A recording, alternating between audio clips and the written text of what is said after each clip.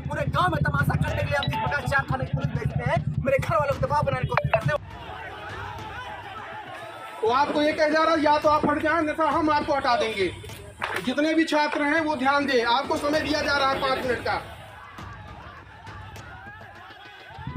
पूरे गांव में तमाशा करने के लिए हम प्रकाश चार थाने की पुलिस भेजते हैं, मेरे घर वालों को दबाव बनाने की कोशिश करते हैं।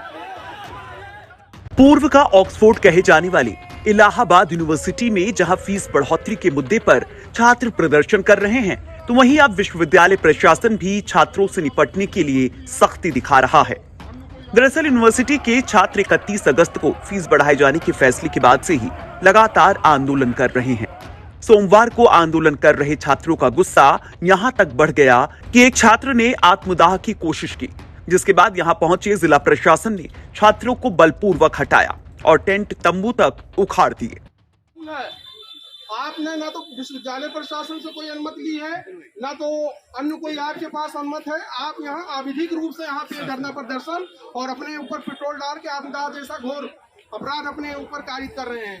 तो आपको ये कह जा रहा है या तो आप हट जाएं, नहीं तो हम आपको हटा देंगे। जितने भी छात्र हैं वो ध्यान दें, आपको समय दिया जा रहा है 5 मिनट का। प्रशासन ने अपनी इस कार्रवाई में जहां तंबू उखाड़े, वहीं आत्मदाह की कोशिश करने वाले छात्र आदर्श सिंह भदौरिया को भी हिरासत में ले लिया। लेकिन हिरासत में लिए जाने से पहले आदर्श का कहना था कि प्रशासन गलत तरीके से उनके आंदोलन को खत्म करने के लिए उसके परिवार पर दबाव बना रहा है और परिवार को परेशान कर रहा है। बुलाइए मुझे, वार्ता करिए, स्पष्ट बात। अगर लड़ाई मेरे से थी तो आप मुझसे सवाल करते, मेरे घर पे भी गए तो आप एक सिपाही में पेश के कार्य किया जा सकता है।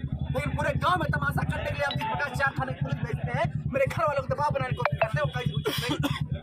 मेरे पास फोटो है, देखिए 20 पुलिसकर्मी गए थे मेरे, और जब मैं आपके सीओजी नंबर के पास फोन करता हूँ तो तुम भी देते तुम्हारे घर के बाहर खड़ा हूँ, एक साथ से बात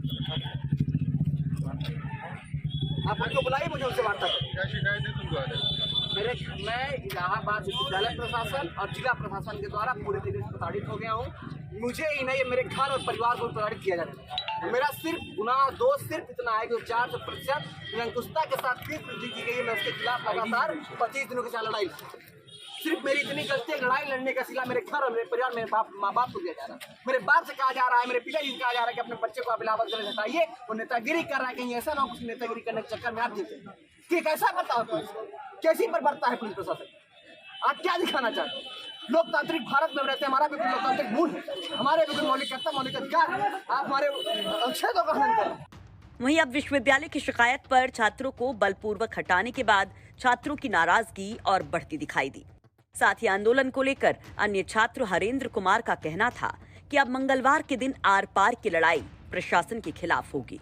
लगातार हैं और क्या वजह है और कितने लोगों पर मुकदमा दर्ज किया गया? देखिए, आप लगातार देख रहे हैं कि पिछले दिनों से हमारा आंदोलन फीस वृद्धि को लेकर के चल रहा है। शिक्षा को बचाने की लड़ाई हम लोग लड़ रहे हैं, लेकिन ये इलाहाबाद विश्वविद्यालय प्रशासन गरीबों की आवाजों को दबाना चाहता है। मजदूर किसान के बच्चे न पढ़ सके, इस आवाज को दबाना चाहता है। इसलिए लगातार हम छात्र नेताओं पर आप देख रहे हैं कि लगातार 15 छात्र नेताओं पे नामजद मुकदमा दर्ज हुआ है और 100 अज्ञात छात्रों पर मुकदमा दर्ज किया है।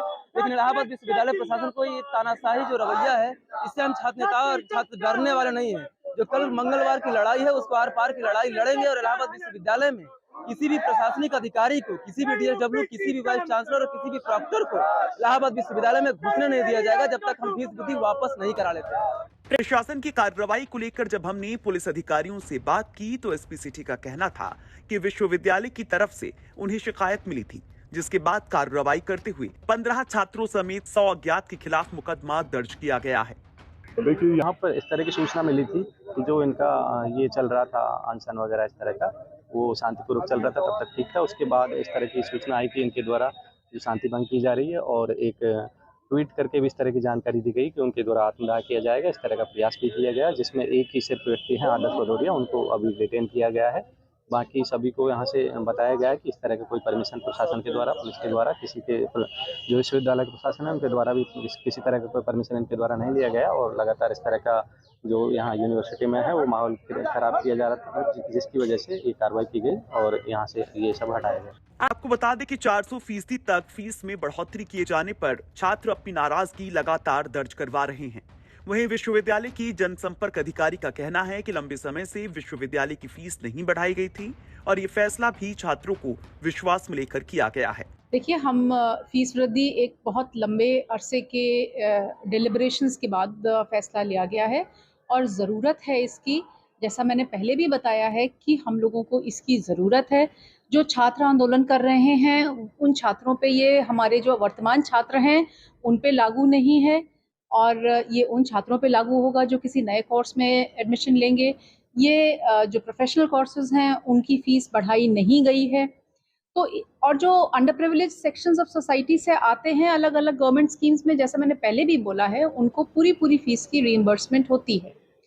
तो छात्रों से हम लोगों का संपर्क बराबर है और हमारे कक्षाओं में आने वाले, जो रोज़ में आने वाले छात्र हैं, जो हमारे रेगुलर छात्र हैं, वो सभी छात्र इस बात को बहुत अच्छे से समझ भी रहे हैं, इन सारे ही एस्पेक्ट्स को समझ रहे हैं और इन सारे ही एस्पेक्ट्स पे हमारे साथ हैं और हमें सपोर्ट करते हैं। फिलहाल फीस वृद्धि के विरोध में छात्रों का प्रदर्शन लगातार जारी है। ऐसे में देखना होगा कि छात्रों की मांगें मानी जाती हैं या नहीं।